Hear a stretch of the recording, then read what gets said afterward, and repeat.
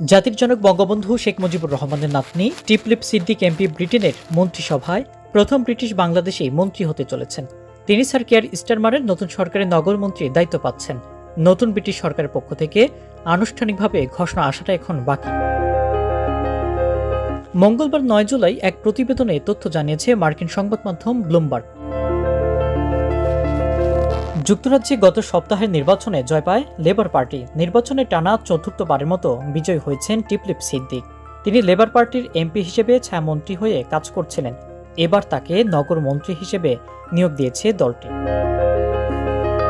৪১ বছর বয়সী টিপলিপ ২০২১ সাল থেকে লন্ডনের সিটি অব ফিনান্সিয়াল ডিস্ট্রিক্টে কাজ করছেন। নগরমন্ত্রী হিসেবে টিপলিপ স্থলাভিষিক্ত হবেন বিম আফলামিরের। বিম একজন সাবেক HSBC ব্যাংকার। তিনি এর আগে রক্ষণশীল সরকারের অধীনে দায়িত্ব পালন করছিলেন। ২০১৫ সালে প্রথম হ্যামস্টেড ক্লিনবার্গ আসনের প্রার্থী হয়ে বিজয়ী হন টিপলিপ।